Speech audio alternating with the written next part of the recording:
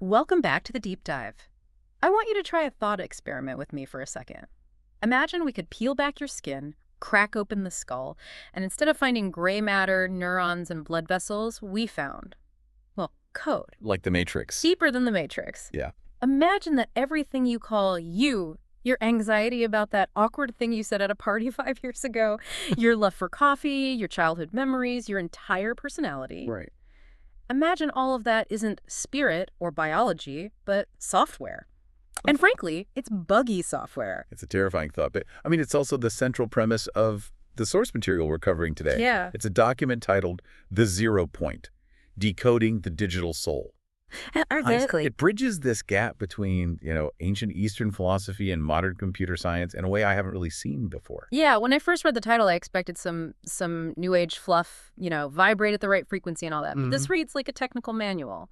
It treats the human soul like an operating system that's crashed and desperately needs a hard reboot. Hard to reboot is putting it mildly. The source argues that what we think of as life, our daily drama, our relationships, our careers, is actually just a user interface, a GUI.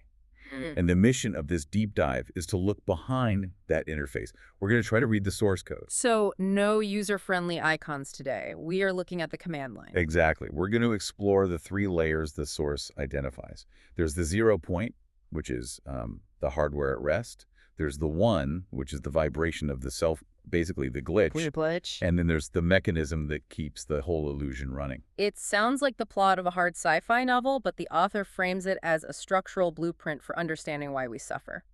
So, okay, let's unpack this. Let's start at the very bottom of the spec, the 0 point. Right. So in the original terminology, because this is rooted in Buddhist Abhidhamma, this is called Vinadatu, Which translates to consciousness element. But in our digital analogy, this is the base code.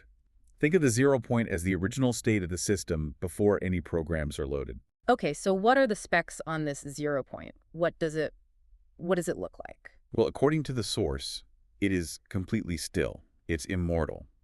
And crucially, it is devoid of symptoms or actions. It doesn't do anything. It just is. It's the reference space for everything else. Imagine a computer screen that is purposely black. It's on, the power is flowing, the potential is there, but there are no pixels firing, no images. Yeah. Just the vast, silent capacity to display something. That is the 0 point. So it's the silence between the notes or the blank page before you write. Precisely. It's the background.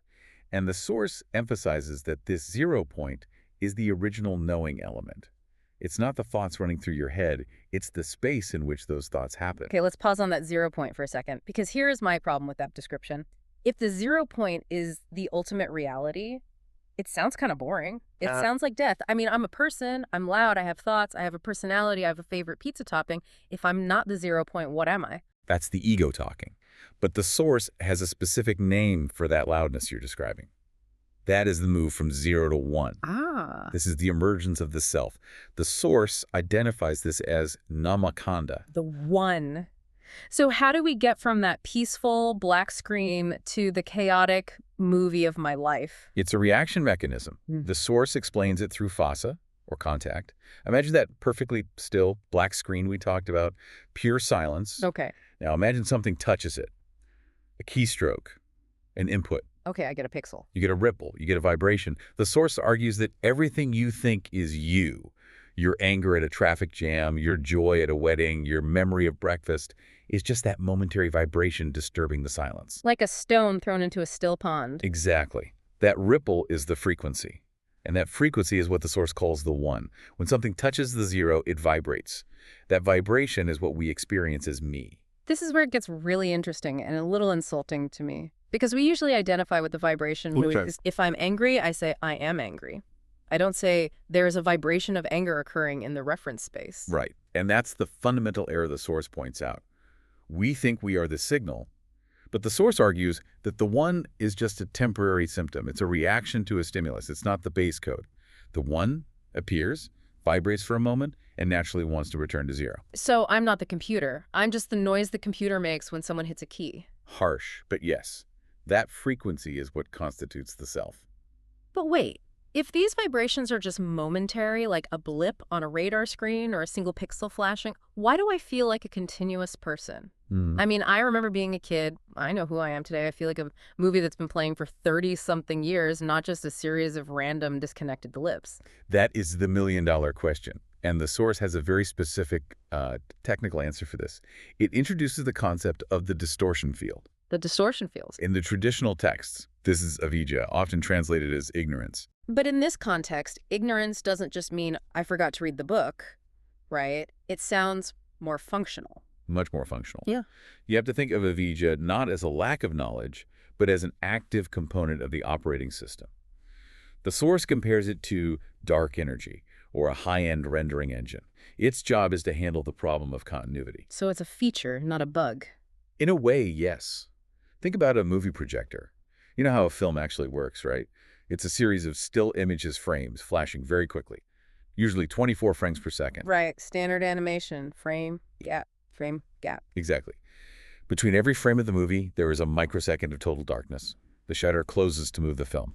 If you slowed it down, you'd see horse running, total darkness, horse running, total darkness. But we don't see the darkness. We just see the horse run. Because the projector, or your brain processing the projector, blurs the gaps.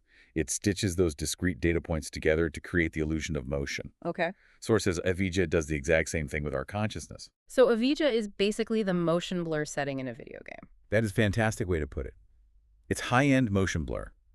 It stitches the blips of self together so tightly that you never see the gap where you don't exist. It hides the empty space, the 0 point that exists between every moment. Whoa. Okay, let me try to wrap my head around this. So the vibration of me is flashing on and off constantly. Yes. Blip, silence. Blip, silence. You are constantly dying and being reborn microseconds at a time. But avijja steps in and says, let's edit out the silence. It stitches the blips together so seamlessly that I think I'm watching a continuous movie called My Life. That's the analogy. If avijja stopped working, if the rendering engine crashed, you would see the strobe light effect. You'd see the gaps. You'd realize that the story of your life is basically a post-production special effect. That is actually kind of terrifying. It's like discovering you're a character in a video game and the world only renders when you look at it. It is existential dread, synthesized. And this brings us to the hardware running this software, because the source makes a really interesting and honestly kind of funny distinction about where this movie is playing. Yes, let's talk about the hardware. We're talking about the body now, right? Rupa Kanda. Correct. Rupa, or form. Mm-hmm. The source describes the body as an antenna. It's the hardware designed to receive these signals and vibrations. But here is where the digital soul analogy gets really granular.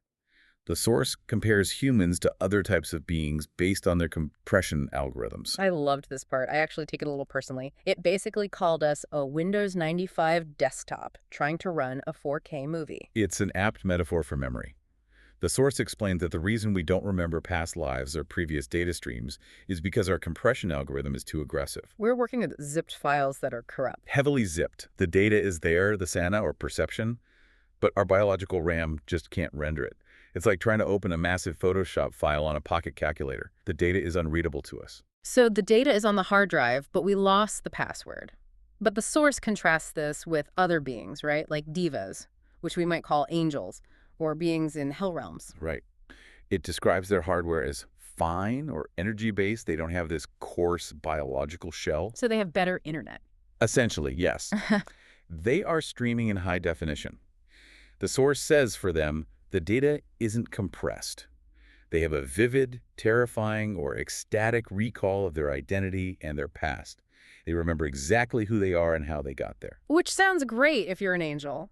Streaming my life in 8K sounds like an upgrade. You'd think so. Yeah. But the source actually flips this on its head.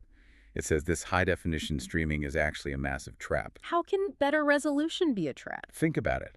If the movie is beautiful, if the surround sound is perfect, if the graphics are photorealistic, you get lost in the story. You forget you're sitting in a theater. Ah, I see. The immersion is too good. Exactly. If the signal of the self is incredibly intense, whether it's extreme pleasure in heaven or extreme pain in hell, the one is so loud that it drowns out the zero completely. You can't find the off switch because the interface is too engaging. So being a glitchy, low-res human with a bad memory is actually an advantage. It's the advantage of the glitch. Our signal is weak enough and our suffering is manageable enough that we might just notice the screen flickering behind it. Avijja, that distortion field, has to work overtime to keep the illusion going for us, but the seams are visible if you look closely. That's a hopeful take on having a bad memory and a stiff back. Okay, so we have the 0 point, the 1, the distortion field, and the hardware. But here's the thing. Why does it feel like my personality gets more solidified the older I get? It feels like the code is getting harder to change. The source introduces a mechanism for this called the right head. Like on a spinning hard drive or a vinyl record player. Exactly. This corresponds to satasika, mental factors, working with upadana, which translates to clinging or grasping. Think of the right head as the needle on a record player or the laser on a disk writer. Okay, so what is it writing? It's writing code back into the stream. The source explains that we aren't just playing the movie, we are editing it in real time. Every time you have a strong reaction, every time you cling to an emotion, whether you love it or hate it, the right head etches that code deeper into your consciousness stream. So if I get cut off in traffic and I spend 20 minutes fuming about it, screaming, I can't believe he did that to me. That is you hitting save on that file. You are reinforcing the self. It creates a feedback loop. The more distinct the self feels, the more you scream, this is me, this is mine, the deeper the right head carves that data. And I'm guessing that makes the distortion feel denser. Yes. It increases the variable intensity. Stronger clinging equals stronger recording. And a stronger recording makes it much, much harder to see the empty 0 point. You are essentially encrypting yourself deeper into the system. So if we want to get out of this, if we want to stop being a glitchy program running on loop, we need to stop the writing process. That's the first step. But the source is very clear. Simply letting go isn't enough. And this addresses a common misconception in modern spirituality. People think, oh, I'll just relax, I'll just be in the moment, and that's enlightenment. Right, just go with the flow, it's all good. But the source says that's not a full fix. Why? Because of something called asava. Yeah. In our digital analogy, this is embedded data or deeply buried code. This is the stuff that's already on the hard drive. Exactly.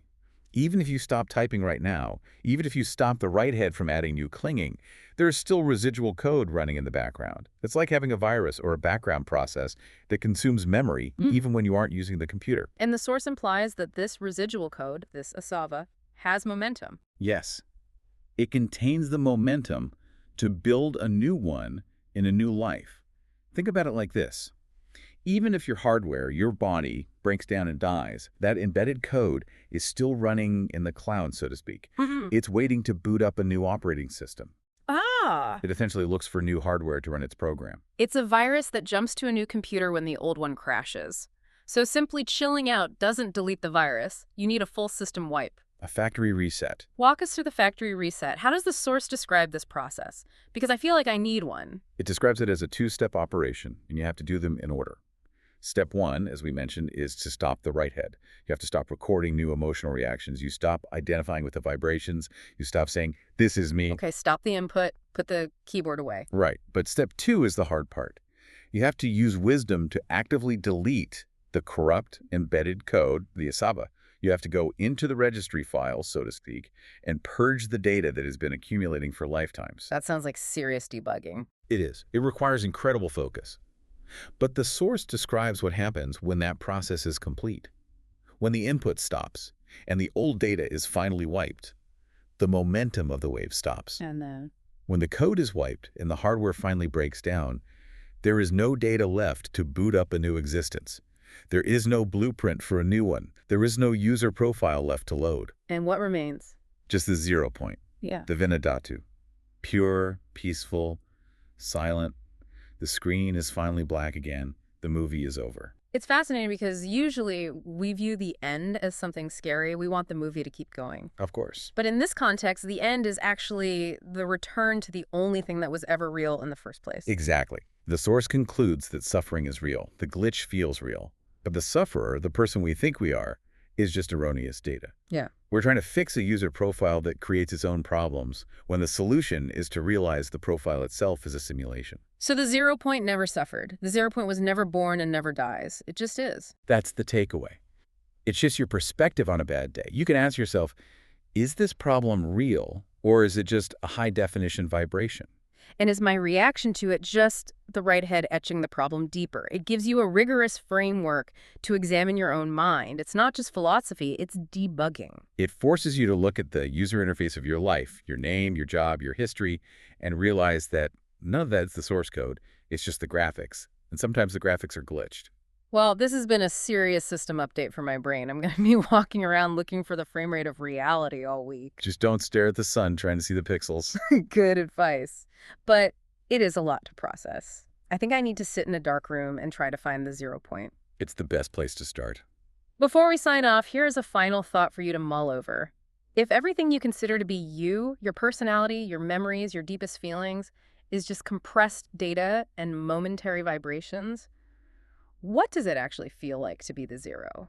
Can you imagine what it's like to simply be without the operating system running? That's the ultimate question. Thanks for joining us on this deep dive into the code of the soul. We'll see you next time.